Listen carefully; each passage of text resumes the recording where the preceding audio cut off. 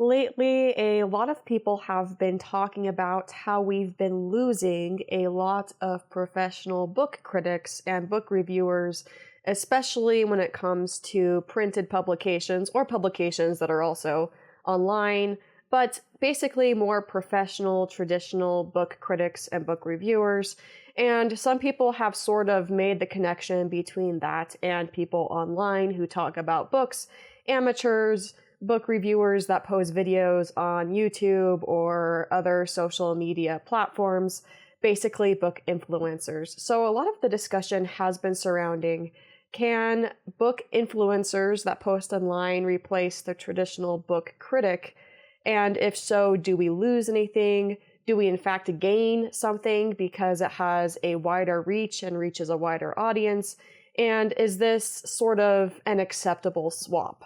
I kind of want to chime in on this, and I want you to as well. But before we get deeper into the conversation, where we will be discussing a couple different ideas and points, I do kind of want to just tell you that one thing that sort of annoys me with this conversation sometimes is you get the sense or the feeling that a lot of people who are talking about, is this the new way of book reviewing? Is this the future? Is everything else the past? They don't actually tend to read publications. They don't tend to read periodicals. So some, especially the younger people talking about this topic, only know the book influencers online. And I just want to say, I do read periodicals, quite a few of them. So as I kind of go around, or as I go through this video comparing the two, I want you to understand that there is definitely a difference, and I have some experience with it. Where I will differ from someone who is older than me is I don't have a lot of nostalgia for the book section. I know a lot of people that I've heard talking about this online that are a little bit older than me will remember the book section of some sort of publication or periodical from when they were younger and how meaningful it was for them and for the people that they talked to in their community. I don't have that nostalgia, but I do have an understanding of what a book section is because I read many different periodicals that I purchase and that come to my house. So that is the context. And I guess what this sort of gets into is the amateur versus the professional. When we start listening to people on BookTube, Book Talk, Instagram, or wherever else people might post book reviews that maybe would be considered amateur, Substack maybe, we get into this whole discussion of gatekeeping, and there has been a lot of discussion lately about if gatekeeping is a fully bad thing or if it's partially a good thing. A lot of people will tend to believe that gatekeeping is a bad thing. If anything, you can have people who are very capable, very good communicators, great at analysis, and great at contributing to the space of books be kept out of it if we only have the traditional sense of publication or the traditional way of publication. You might have people who don't have the connections or don't have the right credentials, even though they might be really well read and educated in other ways. And so when we do have the internet basically open up the space for everyone, it allows some of the best capable book reviewers or people who talk about books show what they can do in a way that they would not be able to otherwise. So obviously we have lots of benefits from removing gatekeeping. We don't need someone to have every single thing checked off in order to enter the conversation. And that's very important culturally and very important when creating a space that people feel like they can be heard in. At the same time, when we don't have gatekeeping, when we don't have basically a bare minimum qualification set necessary for someone to enter the space, you are going to have a lot of people who are not as good at reviewing books as someone who is a professional. There have been a lot more videos come out lately about maybe we got rid of gatekeeping and thought it was a good thing, but in reality we're facing the repercussions because now we have to basically go through a lot more people to recognize who we want to listen to and who we don't, whereas before everything felt much simpler, even if some capable and competent people were left out. This comes to my sort of opinion on periodicals and printed book reviews. This is something that is a little bit scary to say as a booktuber, especially since I watch a lot of people and I like a lot of people. I would say the quality of book reviews specifically that are printed in these publications, in these periodicals, are on average higher than ones that you find online. And that's, people don't want to hear that, but it's true. The quality of a lot of the book reviews that I read are better than the ones that I watch. Generally, the people who are chosen for publication have really high analytical skills. They're creative with what they do. They know how to put something in an interesting way, and they know how to get the right book to the right reader. That being said, hardly anyone actually opens up the book section of a periodical and reads it. So there's obviously a much greater modern day influence, especially among younger people, when it comes to online content and video content. So it kind of brings us into the whole concept of the new world that we are in and how we communicate and how information spreads and how people hear your message. And it can definitely be argued that a lot of periodicals haven't caught up. In fact, I was watching a video which kind of made me think to do this one from Tony, who has the channel Life on Books. And he was talking about how a lot of traditional reviewers are sort of left out of the space because they aren't doing the work to enter what it is now, what it has changed to be. I think one of the biggest reasons why we are seeing this traditional book review from critics lose its demand is because these people, by and large, have not been able to adapt to the new way that we communicate. He made the point in his video that video is the new communication method and that academics and professionals need to adapt so that they're able to meet the public where the public is right now. But I actually think that if the academics want back in on the influence and the conversation, they're going to have to pull themselves up by their bootstraps on this one, because really, I think the majority of the responsibility as to why they've fallen out of the conversation is their own doing. And before he is misunderstood, because I don't mean to do that, I actually really like Tony, I want to put this in as well, showing that he wishes that they would enter the conversation and enter the space where most people are residing in this cultural moment. I would actually love to see more academics and traditionally educated people get involved in the conversation online and on social media like us influencers do, but I don't know if that's going to happen. However, he also talks about something in his video that I want to kind of take a different approach on that I found really interesting, and that is the comment section. He's responding to an article I'm not responding to in this video, and the article says something along the lines of there needs to be dialogue between readers and intellectual discussion, and that this is all really important, that there is a back and forth between readers and reviewers. And he brings up, well, on social media, we have the comment section, and you can't really compete with that when you're talking about a traditional publication, even if a lot of these traditional publications will later print like opinions from the general public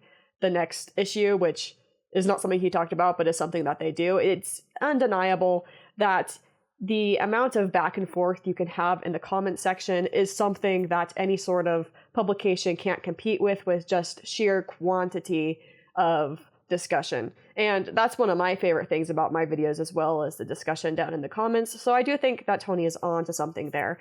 But what it sort of made me think about is the difference between a traditional book reviewer and a book influencer when it comes to incentives, and how that sort of changes what the content is. And I think the comment section is really important with this, because that's where we have the idea of audience capture. And first, to understand the difference, I think we need to think about like a traditional publication, and I don't mean this one necessarily, just any of them, especially more in the past than today. You would have a newspaper or periodical or whatever it is hire someone to work full-time on the book section in the past.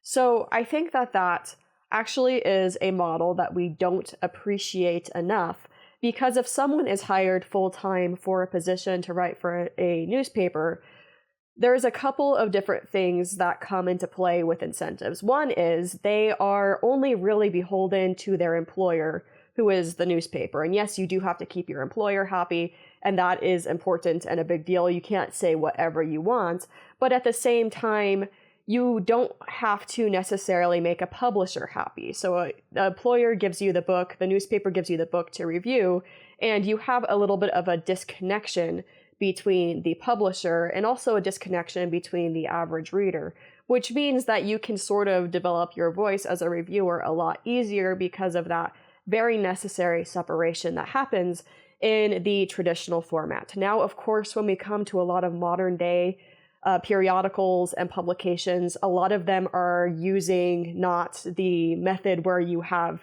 employees with healthcare and benefits and a steady paycheck, but now a lot of them are basically doing contract work, which changes this completely. But that is the traditional thing that we should think about. And when we talk about how book influencers have different incentives, this makes a big difference in their reviews. Because first of all, you do have that comment section and you are beholden to your audience. Now, a lot of people will say, well, I am going to be me and I'm going to resist my audience. I'm going to resist audience capture. But in reality, a lot of people to some extent will hedge, or they will change their opinions, or they will soften their approach in order to make their audience happy. Because not only are they being bombarded with comments and feedback and people who are upset and people who get offended, but it also is somewhat tied to compensation, especially for the book influencers who are making their living through their channels and through what they do with books. So if you have something that's really unpopular, you have an unpopular opinion, you start caring because views to some extent is your compensation, and part of your compensation through AdSense. And the more people who like you, the more you get paid. So you're going to soften a lot of what you say. A lot of your opinions are going to start approaching the mean or the average so that the average person likes you. And that's something that I don't think that should be completely disregarded when having this conversation. At the same time, you also make your money through sponsors, which are reliant on basically making it seem like you have a safe brand. Someone doesn't want to sponsor someone who is always giving opinions that people may or may not like and don't exactly align with a group, because the sponsor wants to have someone that has an audience that is dedicated, going back to the audience capture problem. And when we think about book influencers, there's a lot more direct relationships with publishers than with the traditional book reviewer, meaning you might get a lot of free books from publishers, and if you give a bad review, those free books might stop coming. And some publishers do pay people online in order to review books. So that disconnect between author, publisher, and book reviewer is severed, and now all of a sudden they're all on the same team and it becomes more of a marketing effort. Some people will say, well, books need marketing right now because people aren't reading enough, and that's a fair point. But I do want to just point out that all of those are really important when we discuss the difference between a traditional book reviewer with benefits who is working for a publication or a newspaper and a modern day book influencer. Incentives shouldn't determine things, but they often do. And I will say, if you do a lot of searching, you will find a lot of high quality book influencers or reviewers online, but even they are beholden to the incentives that reach them. And this whole structure is fundamentally different. But all of this does make me think more about Tony's point when he says that academics and traditional book reviewers and people with credentials should join the conversation and they should try harder than they are. And to some extent, I think that's a little bit fair. I was thinking about, I don't know, any one of these publications. No one knows what this is. And I think that could be said for a lot of really high quality publications that are still being published. People just don't know they exist. They could be persuaded to buy a subscription to a magazine or two.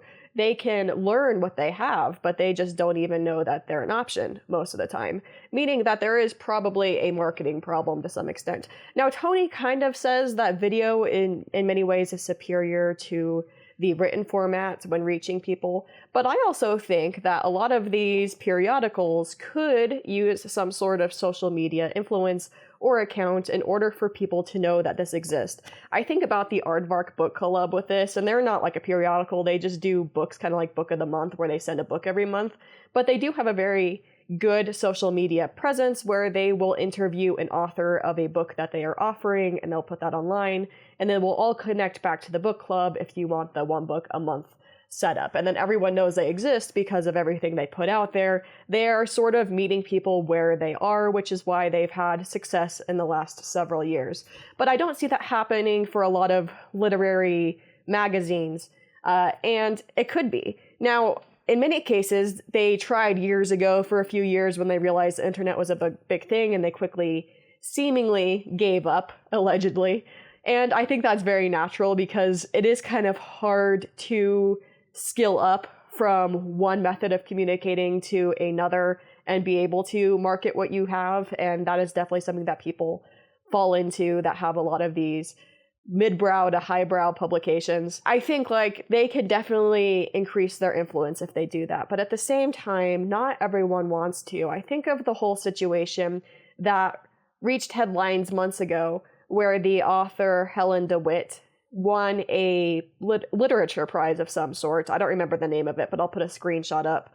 And she refused it because she did not want to have to do all of the publicity necessary in order to receive her prize. And it kind of brings up the topic that a lot of people who are into writing resent the modern idea that in order to have anyone care about your writing, you have to get behind a camera and you have to sort of join the circus. And even though I like communicating through video, I sympathize with that. I do think that it is possible to be an amazing written book reviewer and not know how to show that on camera.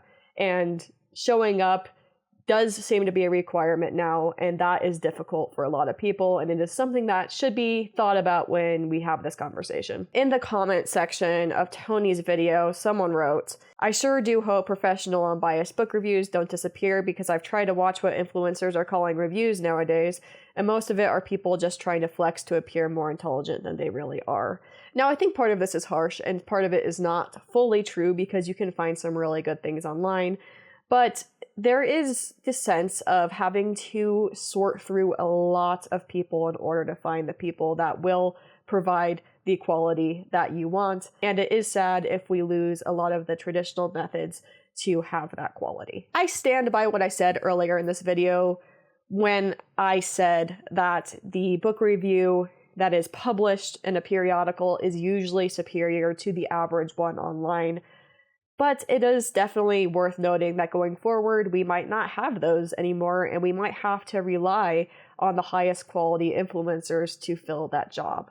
Let me know what you think about this. Is this something that basically periodicals and traditional book reviewers and academics need to catch up on so that they can meet the public where the public is? Or is this sort of just a problem with all of us where we should care more about quality, but instead we are scrolling through things that are somewhat mindless and somewhat low quality? Is it an attention span problem? I don't know what it is, but you can let me know what you think the solution or the real problem is down in the comments. Thanks for watching.